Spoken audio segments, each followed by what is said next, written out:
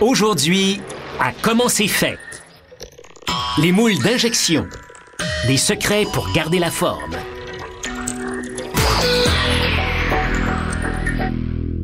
Si vous observez bien les objets qui vous entourent, vous remarquerez qu'un grand nombre d'entre eux sont assemblés. Pour fabriquer les pièces de ces assemblages, on fait fondre des matières premières comme le métal, le plastique ou le caoutchouc, puis on les verse ou on les injecte dans des moules industriels. Et l'affaire est dans le moule. Pour fabriquer une pièce en plastique, le manufacturier doit d'abord demander à une entreprise de fabrication de moules de concevoir et de produire un moule à injection de plastique. Pour ce faire, le fabricant utilise des barres d'acier au chrome, un métal à très haute résistance qui peut supporter à répétition l'injection de plastique sous pression. On assemble plusieurs barres pour former ce qu'on appelle le châssis. On passe le châssis à la fraiseuse qui taille les barres à la bonne dimension. Cette étape est cruciale car elle permet qu'on procède ensuite à l'usinage du châssis afin de créer un moule conforme au dessin technique au centième de millimètre près. Un moule est composé de deux moitiés, chacune constituée de plusieurs composantes.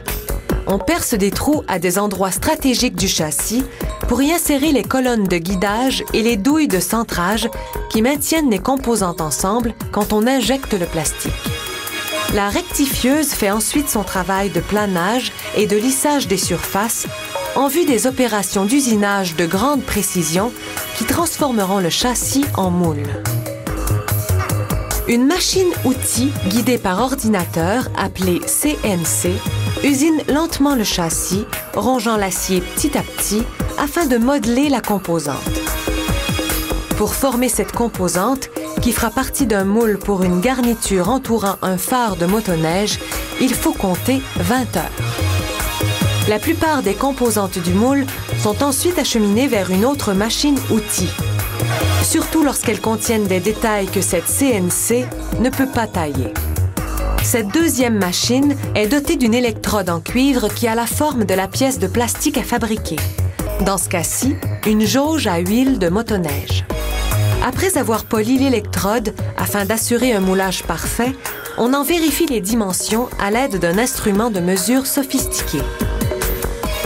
L'électrode est abaissée contre la machine, face vers le bas, en vue de l'électro-érosion. Juste en dessous se trouve l'autre moitié du moule qui a été partiellement formée sur la première machine.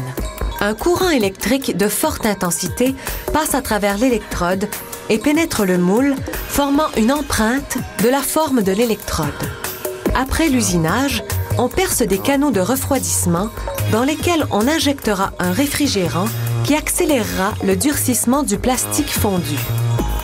Certaines pièces de plastique, comme la jauge à huile que nous avons vue, portent une inscription. On doit donc graver les lettres à l'envers, à l'intérieur de l'empreinte.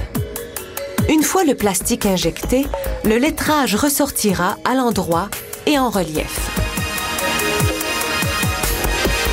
Après tout cet usinage, la surface de l'empreinte est plutôt rugueuse. On procède donc au polissage pour assurer un moulage parfait.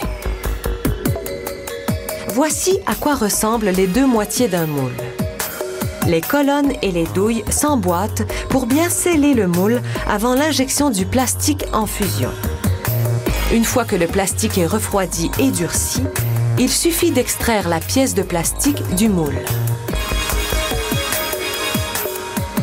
Pour fabriquer certaines pièces, comme ces boutons de commande pour moto marine, on a recours à un procédé de moulage en deux étapes.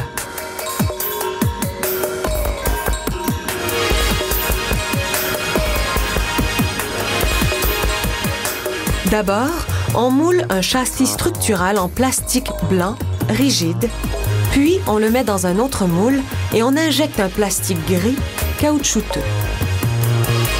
Ce plastique souple recouvre tout, sauf le lettrage en relief, et procure ainsi une texture plus douce. On fabrique aussi des moules pour l'injection d'autres matériaux, dont l'aluminium et le caoutchouc. Ces moules sont produits à partir de métaux différents mais toujours selon les mêmes techniques.